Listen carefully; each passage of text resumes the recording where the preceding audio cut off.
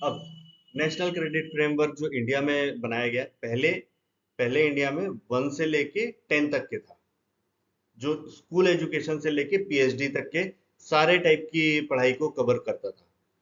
But इसको international level से map करने के लिए इसको इंटरनेशनल लेवल से मैप करने के लिए जो नया एनसीआरएफ बनाया गया, उसमें उसको 1 से लेके 8 तक के मैप किया गया, मतलब लेवल 1 से लेके लेवल 8 तक के।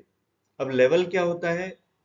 तो लेवल को सिंपल सा अगर हम बात करें तो क्लास 5 है, जैसे यहाँ पे इसको क्रेडिट लेवल्स थोड़ा एक्सप्लेन कर रहा है कि ग्रेड 5 मतलब क्लास 5 जो है वो लेवल 1 के इक्विवेलेंस माना जाएगा।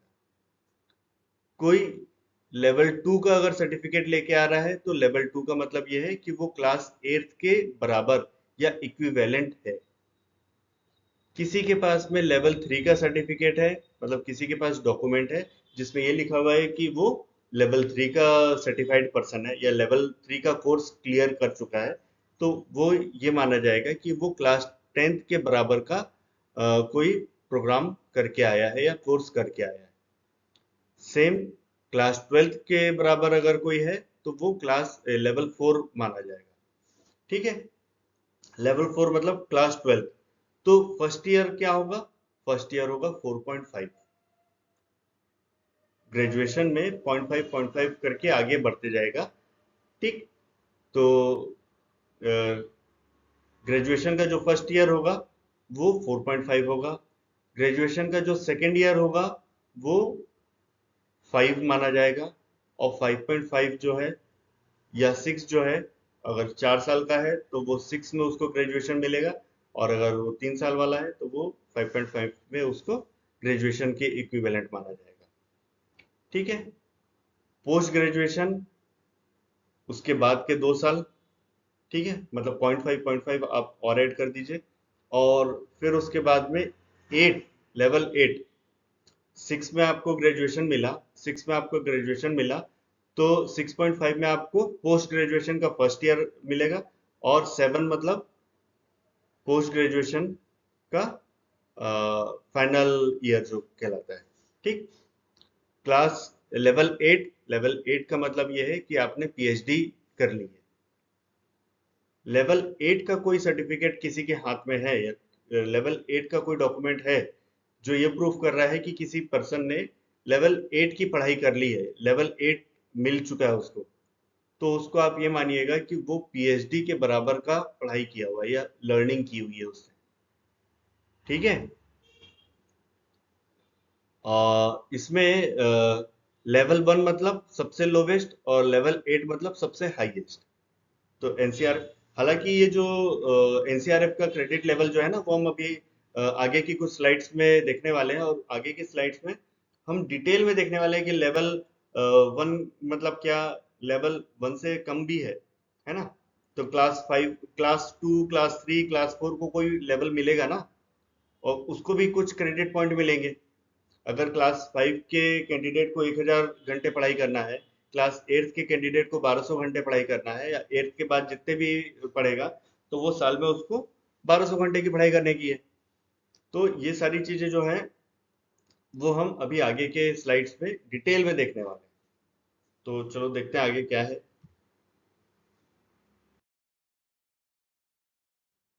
लेवल डिस्क्रिप्टर, जैसे अभी थोड़ी देर पहले मैंने बताया कि NHEQF, अच्छा NHQF का फुल फॉर्म जो है वो national higher education qualification framework है। NSQF का फुल फॉर्म है national skills qualification framework, national curricular framework, NCF।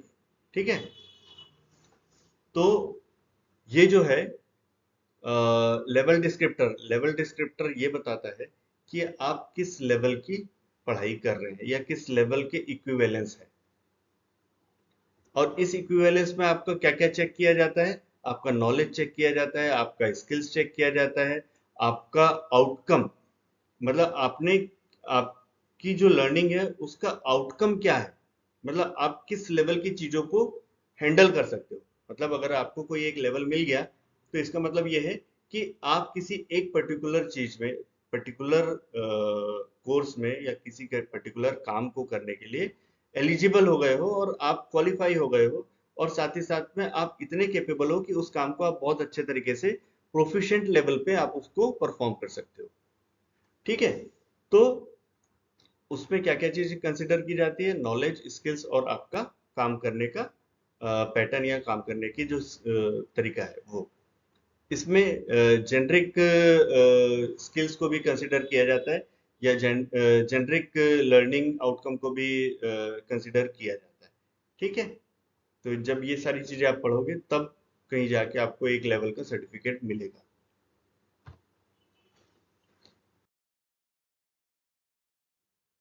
Then NHEQF अगर है तो उसमें आपको क्या क्या चीजों को कंसिडर किया जाएगा?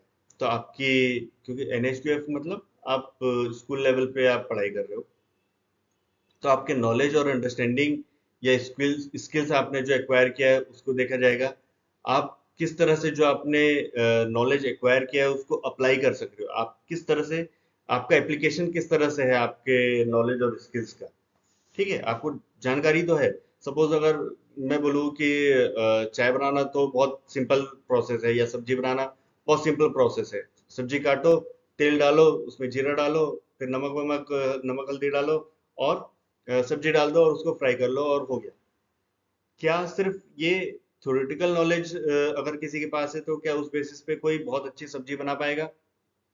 नहीं, क्योंकि कितने देर में डालना है, कितना गर्म तेल हो तब डालना है, ये सारी चीजें भी जानना जरूरी है। वो कब होगी? वो थ्योरी से नहीं होगी, वो जब तक कि आप प्रैक्टिकल नहीं करोगे तब तक कि आपको नहीं पता चलेगा। तो आपके पास जो नॉलेज या आपके पास जो स्किल्स है, आप उसको किस तरह से अप्लाई कर पा रहे हो जब आप उस काम को परफॉर्म कर रहे हो। तो ये सारी चीजें आपका NHEQF लेवल डिस्क्रिप्टर में कंसिडर किया जाता है जब आपको पढ़ाया जाता है उस समय। जेनरिक लर्निंग भी देखना बहुत जरूरी है। आपको जेनरिक मतलब जो काम करने के साथ साथ में आपको क्रिटिकल थिंकिंग भी देखना है। सब्जी बनाते समय खाली सब्जी के ऊपर ध्यान नहीं देना है, सिलेंडर के ऊपर भी ध्यान देना है। कहीं सिलेंडर में कोई आग तो नहीं लग रही है। दूसरा, कोई खिड़की अगर खुली है तो खिड़की अगर खुली होगी वहां से हवा आएगा तो जो चूल्हा है आपका या जो गैस बर्नर है वो बुझ सकता है। बुझने की स्थिति में आपको क्या करना है, ये सारी चीजें भी आपको पता होना चाहिए। सिर्फ सब्जी बनाना नहीं है काम, सब्जी बनाने के साथ साथ में इन सारे पैरामीटर्स को भी ध्यान देना, ये भी सब्जी बनाने की प्रोसेस का ही पार्ट है। ठीक है, तो ये जेनरिक स्किल्स भी आपको आनी चाहिए। फिर आपको बेसिक कॉन्स्टिट्यूशन के बारे में पता होना चाहिए। ह्यूमन ह्यूमैनिटीज के बारे में भी पता होना चाहिए। ह्यूमैनिटीज का मतलब क्या है? कॉन्स्टिट्यूशन का मतलब क्या है कि आपको बेसिक लॉ पता होना चाहिए कि आप क्या कर सकते हो, क्या नहीं कर सकते हो, किस जगह पे क्या करना अलाउड है और क्या चीज नहीं करना कर सकते हो आप। ठीक है, दूसरा, काम करते समय आपको ये भी देखना है कि आप किसी के साथ में अगर काम कर रहे हो तो आप उसके साथ में कहीं इनह्यूमन तो नहीं हो जा रहे हो। मतलब वो सारा काम वही कर रहा है और आप आराम से बैठे हुए हो। वो 4 ईंटें उठा सकता है, आप उसको 10 ईंटें उठा के काम करने के लिए बोल रहे हो। तो ये सब चीज नहीं होना चाहिए। मतलब थोड़ा सा एम्पैथी होनी चाहिए अपने अपने अपने अंदर में, ताकि क्या है कि हम सामने वाले को ह्यूमन मानते हुए उनके साथ में काम अच्छे से कर सके। ठीक है, एथिकल होना चाहिए, मॉरल वैल्यूज साथ में होनी चाहिए। मतलब ऐसा नहीं कि अपन किसी को बेवकूफ बना के पैसा कमा लें, है ना। तो काम जब आप पढ़ाई करोगे तो पढ़ाई करते समय आपको ये सारी चीजें भी पढ़ाया जाता है या बताया जाता है। ठीक, और आज की डेट में जो एम्प्लॉयमेंट रेडी होना बहुत जरूरी है। अगर आप एम्प्लॉयमेंट रेडी नहीं है तो आपको कोई नॉलेज आता भी है, कोई चीज जानकारी है भी, तो कोई मतलब नहीं है ना। अगर आप काम करने के लिए रेडी नहीं हो, आप काम को कर नहीं सकते हो, आपको कॉन्फिडेंस नहीं है कि आप काम को कर सकते हो, तो फिर क्या मतलब है? तो काम आप जो भी चीज सीख रहे हो ये आपको उस लेवल का सीखना है कि आप तुरंत जाके कहीं ना कहीं इस काम के मतलब जो नॉलेज है उसके बेसिस पे कोई ना कोई काम को कर सको, जिससे आपके घर पे अर्निंग आना शुरू हो जाए। ठीक है, तो ये चीज को ध्यान रखना है। और साथ ही साथ में ये सिर्फ काम खुद के काम के लिए तो मतलब आप कहीं दूसरी जगह नौकरी करो ऐसा तो जरूरी नहीं है। हो सकता है कि आप खुद का काम कर रहे हो, तो खुद का काम करने के लिए भी थोड़ी बहुत जानकारी होनी चाहिए कि मैं अगर खुद का काम कर रहा हूँ या चालू करूंगा तो मुझे क्या क्या चीज को कंसिडर किया जाना पड़ेगा, है ना? कि बिजनेस सेटअप कैसे किया जाता है, रजिस्ट्रेशन कैसे किया जाता है, बैंक में अकाउंट कैसे खोला जाता है, कैसे अकाउंट्स को मैनेज किया जाता है, ये सारी चीजें, या ह्यूमन रिसोर्स को कैसे मैनेज किया जाता है, या अदर रिसोर्सेज को किस तरह से ऑर्गेनाइज किया जाता है, ये सारी चीजें मुझे सीखनी पड़ेगी, है ना? तो एंटरप्रेन्योरशिप की भी स्किल्स वहां पे साथ ही साथ में दी जाती है या पढ़ाया जाता है। जब NHEQF में कोई भी आप ट्रेनिंग कर रहे हो तो ये सारी चीजें बताई जाती है। ये जो ऊपर से लेके नीचे तक के मैं जितने भी पॉइंट बता रहा हूँ ना, ये सारी चीजें पढ़ाई जाती है ना? क्रेडिट रिक्वायरमेंट्स कितनी होती है वो सारी चीजें देखते हैं, और एंट्री रिक्वायरमेंट्स कितनी होगी। अब हर एक कोर्स को, सपोज अगर मुझे लेवल 5 का कोई कोर्स करना है तो मुझे मिनिमम लेवल 4.5 तो पास किया हुआ होना चाहिए। अगर 4.5 में पास नहीं किया हूं तो मैं लेवल 5 के कोर्स को तो कर नहीं सकता हूं। अगर हम स्कूल वाले एग्जाम्पल में ले तो बिना 10th किए मैं 12th या 11th तो पढ़ नहीं सकता हूँ। अगर मुझे 12th की एग्जाम देनी है तो मुझे कम से कम 10th तो पास होना पड़ेगा ना। बिना 10th पास किए मैं सीधा 12th की एग्जाम दे दूं, ऐसा तो स्पेशल केस में होता है, पर नॉर्मल केस में ऐसा नहीं होता है। ठीक है? तो हर एक काम को करने के लिए मिनिमम लेवल डिसाइडेड है, और आगे के कोर्स को करने के लिए भी मिनिमम लेवल डिसाइडेड है। तो जो मिनिमम लेवल है, अगर आपने वो नहीं किया है तो उसके आगे के लेवल के कोर्स को आप नहीं कर पाओगे। ठीक है? तो ये NHEQF में डिफाइंड नॉलेज है। ठीक है? मतलब अगर आप कोई कोर्स कर रहे हो तो उस कोर्स में ये सारी चीजें कंसिडर करते हुए ही आपको पढ़ाया जाएगा।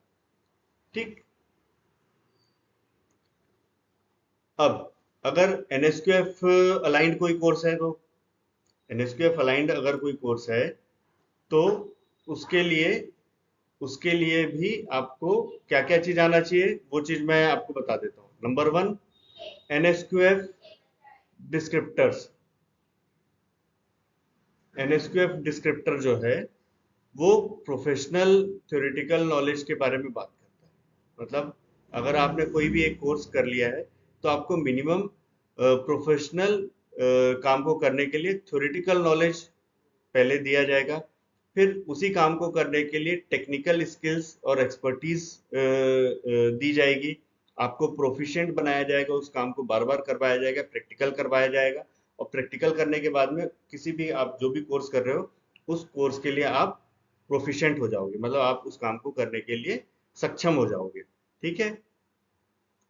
फिर ये इस लेवल का पढ़ाया जाता है कि आपको सर्टिफिकेट जो मिलेगा वो सर्टिफिकेट जो मिलेगा वो उस लेवल का मिलेगा कि आप इसके बाद सीधा कहीं ना कहीं जॉब में जा सकते हो या खुद का काम चालू कर सकते हो, या तो एम्प्लॉयमेंट के लिए रेडी हो गए या तो एंटरप्रेन्योरशिप के लिए रेडी हो गए, है ना? इस माइंडसेट के ही साथ आपको उसको पढ़ाया जाता है। NSQF जो स्किल कोर्सेज होते हैं ना, स्किल वोकेशनल ट्रेनिंग जो भी कोई कैंडिडेट लेता है तो उसको यही सारी चीजें बताई जाती है ना? क्या बताया जाता है? पहले तो थ्योरेटिकल नॉलेज दिया जाता है, फिर उसको प्रैक्टिकल करवाया जाता है, और साथ ही साथ में उसको जॉब में कैसे काम करना है या फिर खुद के लिए कैसे काम करना है वो चीज भी सिखाई जाती है। मतलब इसमें लर्निंग आउटकम जो है ना वो बहुत ज्यादा वास्ट रहता है। इसमें बहुत सारी चीजों को कंसिडर करते हुए पढ़ाया और बताया जाता है। ठीक। और हर एक NSQF लेवल पे अलग अलग टाइप की रिस्पॉन्सिबिलिटीज डिफाइन की गई है। हर हर एक लेवल पे NSQF लेवल, अगर आपने NCRF लेवल पे अगर आपने देखोगे तो NCRF के हर लेवल पे अलग अलग रिस्पॉन्सिबिलिटीज भी दी है कि अगर आप 12th पास हो तो 12th पास वाले कैंडिडेट को ये 5 काम करने आना चाहिए। और ये सारे काम को वो कभी भी कर सकता है। ठीक है, सपोज अगर ट्वेल्थ के या ट्वेल्थ के इक्विवेलेंट अगर किसी ने वेल्डिंग का कोर्स कर लिया है, तो उससे ये उम्मीद की जाती है कि वो कहीं पे भी वेल्डिंग की रिक्वायरमेंट होगी तो वो वेल्डिंग का काम कर सकेगा। हाँ, पैसा देना पड़ेगा। अगर वो वॉलंटरीली अगर करना चाहता है, खुद से फ्री करना चाहता है तो बात अलग है। अदरवाइज जो भी आप काम करोगे उसके बदले में आपको पैसा मिलेगा। ठीक है, तो हर लेवल पे अलग अलग टाइप की रिस्पॉन्सिबिलिटीज डिफाइंड की गई है और डेडिकेट की गई है। ठीक। अब जैसे मैंने इससे पहले भी बताया, एंट्री रिक्वायरमेंट हर एक कोर्स की अलग अलग होती है।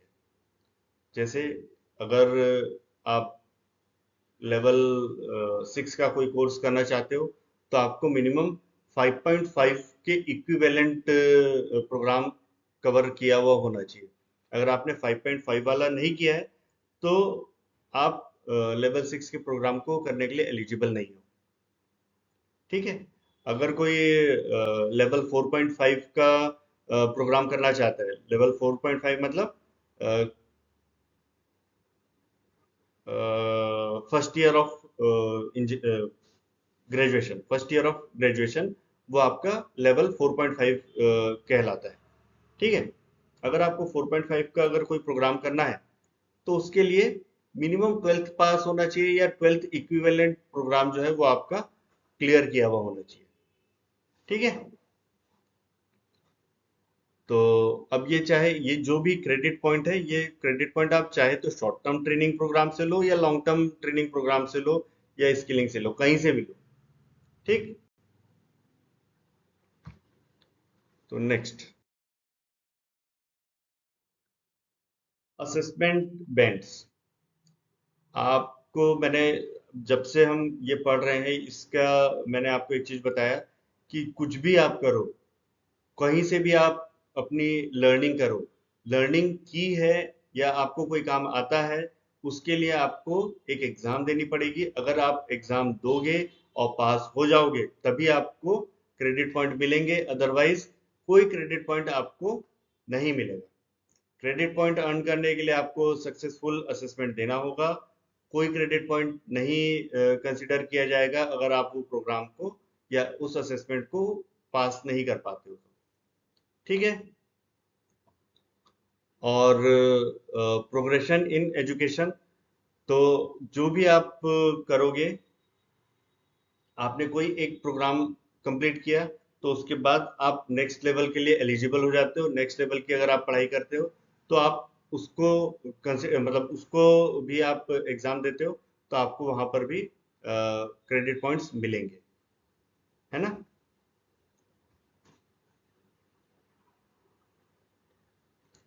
जैसे अगर कोई हायर एजुकेशन में जाना चाहता है और उसने ट्वेल्थ पास किया हुआ है, तो ट्वेल्थ पास करने के बाद में या उसके इक्विवेलेंट अगर कोई प्रोग्राम है तो उसमें उससे भी वो एनरोलमेंट ले सकता है। ठीक है, एक और एग्जांपल है कि अगर कोई एट्थ पास कर लिया है, एट्थ पास या एट्थ के इक्विवेलेंट अगर कोई प्रोग्राम कर लिया है तो वो टेंथ ग्रेड के लिए अपीयर होने के लिए एलिजिबल हो जाता है ना। बट एग्जाम देना मैंडेटरी है, बिना एग्जाम के कुछ नहीं होगा। अब ये आपका टाइप्स ऑफ और इम्पोर्टेंस ऑफ असेसमेंट, कि कितने टाइप के असेसमेंट हो सकते हैं। आपका असेसमेंट रूटीन रेगुलर असेसमेंट जो आपके स्कूल कॉलेज में होता है वो भी हो सकता है। दूसरा, रिकॉग्निशन ऑफ प्रायर लर्निंग, मतलब आपने जो पहले से लर्न किया है या आपने एक्सपीरियंस के साथ में अगर कुछ लर्न किया है तो उसको भी आप यहाँ पर उसका भी असेसमेंट किया जा सकता है। या ऑन डिमांड असेसमेंट, कोई अगर बोलता है कि आप मेरा एग्जाम ले लो, मुझे ये सारी चीजें आती है, तो उसका उसी समय तुरंत असेसमेंट ले लिया जाएगा। तुरंत मीन्स उसका पूरा प्रोसेस होता है, एनरोल करना पड़ता है कैंडिडेट को एक पोर्टल में, पोर्टल में एनरोल करने के बाद ही उसका असेसमेंट होगा। ऐसा नहीं है कि आप कहीं पे भी पेपर दे दिया और बोले कि एग्जाम ले लो। ठीक है, तो पूरा प्रोसेस होगा, प्रोसेस होने के बाद ही उसका एग्जाम होना, उनका एग्जाम होगा, और एग्जाम के बाद में अगर वो क्लियर कर लेते हैं तो फिर वो अ, आगे के कोर्स के लिए एलिजिबल हो जाएंगे। अगर वो मल्टीपल एंट्री मल्टीपल एग्जिट के लिए रहेंगे। मतलब अगर कोई एक व्यक्ति कोई एक प्रोग्राम को करना चाह रहा है, उसके बाद वो दूसरे प्रोग्राम को नए नए स्किल्स को सीखना चाह रहा है ना, नए स्ट्रीम या किसी दूसरे स्ट्रीम में, तो वो पॉसिबल है। ये हम मल्टीपल एंट्री मल्टीपल एग्जिट बहुत देर से कई बार डिस्कशन कर चुके हैं। पुराने पुराने मतलब अभी पिछले टॉपिक्स पे हमने यही सारी चीज़ों को डिस्कस करते हुए आ रहे हैं। तो मेरे को ऐसा लगता है कि ये सब आपको एकदम क्लियर होगा, है ना।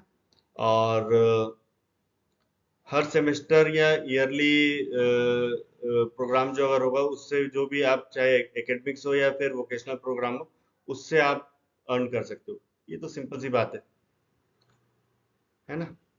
असेसमेंट बैंड्स, ये सबसे पहली बात, एनसीआरएफ ये बोलता है, प्रपोज करता है कि हर स्टेज पे आपका असेसमेंट होना बहुत जरूरी है। असेसमेंट नहीं हुआ मतलब आप आगे वाले लेवल के लिए एलिजिबल ही नहीं होगे। अ, हर हर स्टेज पे अलग अलग लेवल डिफाइन किए गए हैं, स्कूल लेवल पे और हायर एजुकेशन लेवल पे, जो कि 2 से 5 के तक के का है। तो वो अभी हम आगे एक चार्ट देखने वाले हैं, जिसमें 2 का मतलब क्या है, 1 का मतलब क्या है, 1.33 का मतलब क्या है, ऐसा हम आगे बहुत सारी चीजें समझने देखने वाले हैं, है ना। Credit earn in same assessment band can be. अच्छा, अब देखिए, जो भी आप असेसमेंट मतलब जो भी आप क्रेडिट पॉइंट अर्न कर रहे हैं, ठीक है, वो आपका उसी लेवल के करस्पॉन्डेंस में ही किया जाएगा। मतलब आपको जो सर्टिफिकेट मिलेगा, वो जो आपने पढ़ा, जो आपने असेसमेंट दिया, पहली बात तो आपकी एक एलिजिबिलिटी चेक करी जाएगी कि एलिजिबल थे या नहीं थे। अगर आप एलिजिबल थे, तो आपको जो आपने एग्जाम दिया उसके करस्पॉन्डेंट में जो भी आपका लेवल होगा, उस लेवल का आपको सर्टिफिकेट या डिग्री या प्रोग्राम मतलब जो भी सर्टिफिकेट रहेगा या मार्कशीट आपको दी जाएगी। ठीक। और ये सारी चीजें रेगुलेटरी गाइडलाइन के हिसाब से ही फॉलो किया जाना पड़ेगा। और अगर कोई अप्रूव्ड नहीं है, तो वो कोर्स पे आपको सर्टिफिकेट या असेसमेंट नहीं कराया जाएगा, या आपको क्रेडिट पॉइंट नहीं दिया जाएगा। ठीक है।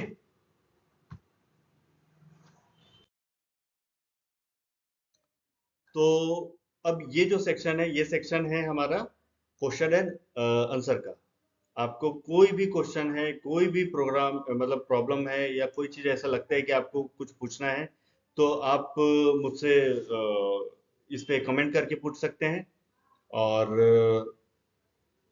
इट्स द ARO.com वेबसाइट है। इस वेबसाइट पे भी आप बहुत सारे कोर्सेज है, प्रोग्राम है, वो अगर आप और अदर प्रोग्राम अगर आप करना चाहते हैं, तो आप वहाँ पे जाके भी ये डिटेल्स वगैरह निकाल सकते हैं। ठीक है। कोई भी क्वेश्चन है, कोई भी चीज़ नहीं समझ में आ रही है, कुछ भी करना है, आप प्लीज़ कमेंट करिए। मैं ट्राई करूंगा कि मैं आपके सारे क्वेश्चन का आंसर करूं। ठीक। तो चलो हम मिलते हैं फिर। अ, मेरा नाम आनंद मारू है, मैं ARO की तरफ से हूँ, वहाँ पे हेड रिसर्च और ट्रेनिंग के रूप में वर्क कर रहा हूँ, ट्रेनिंग डिवीजन में वर्क कर रहा हूँ, है ना। और मिलते रहेंगे हम, ऐसे बहुत सारे वीडियोस पे हम काम करते रहते हैं। और नेक्स्ट वीडियो जो मुझे ऐसा लगता है कि एजुकेशन से रिलेटेड जो हम बनाने वाले हैं, वो है नेशनल एजुकेशन पॉलिसी NEP 2020 के ऊपर नेक्स्ट प्रोग्राम आने वाला है। ठीक है। चलो मिलते हैं, थैंक यू।